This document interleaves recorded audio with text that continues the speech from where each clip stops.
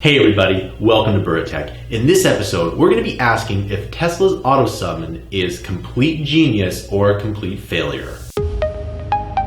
Alright, before we start this video, make sure that you like and subscribe. And if you really like this video or know someone with a Tesla, please share it with them. The best way to help with this channel is to buy the products down below. This channel doesn't do a Patreon, and every dollar that we get from the products that you buy below goes into making more content. To subscribe to Mammoth Interactive's amazing library of content. Alright, so let's talk a little bit about Tesla's Summon, that new feature that has been added to some Tesla vehicles. So if you don't know, Tesla added an update, and in this update, you can get your car to come to you. Now, it hasn't worked out the way that people intended it to. You can check out some of the videos here. As you can see, it doesn't work flawlessly, but is this a complete failure or is it genius? In order to answer that question, we need to figure out how machine learning works and how Tesla does it specifically. So let's start at the basics. If you don't know what machine learning is where you take a bunch of data, add in some code, which is mostly math-based code, and you get it to make predictions. And these predictions can be very good. This is what happens with image recognition, and it's a huge and very new field of computer programming. Of course, the concepts of machine learning go back decades, but it's only been in the last 5 years that computing power has been able to make machine learning a reality. So Tesla uses a lot of machine learning to make AutoPilot work.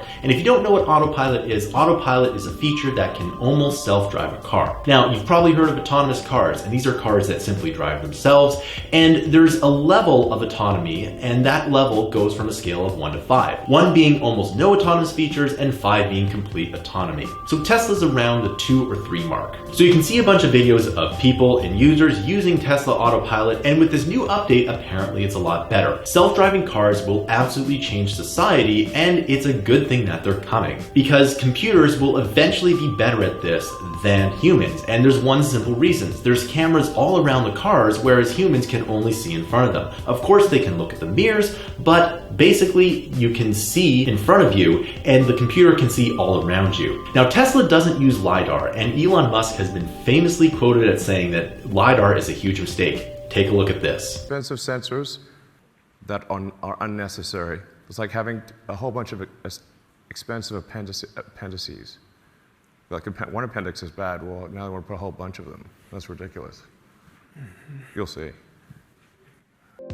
But is it a huge mistake? Waymo, which is a Tesla competitor, does use LiDAR, and LiDAR is crazy accurate when it comes to mapping. Waymo still does have problems, and only time will tell to see whether LiDAR is necessary. Now, why would Elon Musk say LiDAR is not a good thing? Well, it's because LiDAR is super expensive and Tesla cars don't have it. So he is partly protecting his investment by saying LiDAR is a fool's errand. So back to machine learning. Elon Musk thinks it's possible to achieve level 5 autonomy with just cameras and software and without LiDAR. And Tesla has a lot of data. In fact, they have so much more data than the competitors do. And how does this data get put into a machine learning algorithm, and how does it increase the efficiency and the efficacy of the algorithm and, in fact, the output? So how machine learning works is that in a regular coding system, you would say, if this, do that. But the world is way too complicated to have if this, do that, because if it were to do that, then there would be some kind of case somewhere where the computer wouldn't know what to do. In fact, a lot of game programming is done like this. Instead of using if statements, you're using switch statements, and chances are there's codes for what you might think would happen. And even if something doesn't happen, there's some code that says do this if all else fails. Well, this works for games, but it won't work for autonomous cars. The way to do it is to use machine learning. So how does machine learning work? Well, you have a data set, and then you train a model to make the output do whatever it is you're trying to do. So in this case, Tesla, and Tesla in particular, puts in the data of their cars into this machine learning model. Now, what's interesting about Tesla is that whenever there's a problem, let's say there's a huge break or there's some kind of collision, it goes back to the Tesla headquarters and the human says this was the problem. The human can say this is a problem, and it gets added to the model so that the next time that happens, the computer can adjust accordingly.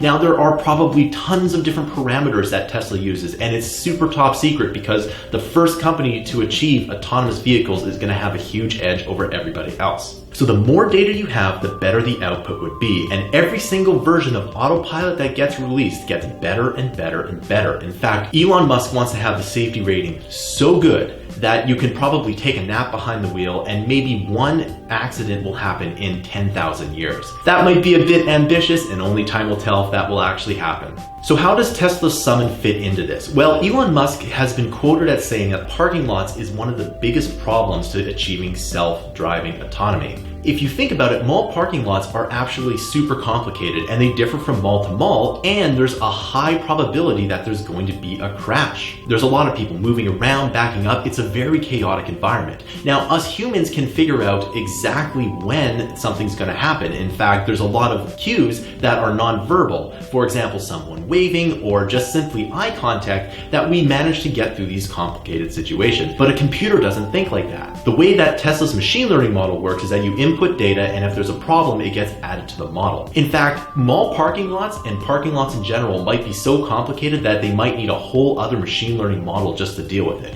That's of course speculation, but we'll see. And again, mall parking lots are super complicated. Some of them, they have one way only, some of them have both ways. People are constantly backing up, and humans do a poor job at this as well. So getting a computer to do it, and a computer that isn't really that smart, because machine learning is not really that smart at the end of the day, is really hard to do. So the reason that Summon was actually made in the first place is very simple. They want to add in a ton of data to their machine learning models, which might be a completely different machine learning model than the AutoPilot, so that the machine learning model can get better. They can see every single thing that happens, every bump, every collision, every person waving, every person kind of moving around. Everything that happens in a mall parking lot is going to be added to the data, and Smart Summon's the best way to do that. If you think about it, most people are using Smart Summon in a parking lot. They're not using it from across town, although I think that might be the goal. You could be going in one area of the town, and then you can Smart Summon and it will drive 30 minutes to your location, pick you up, and it'll bring you home.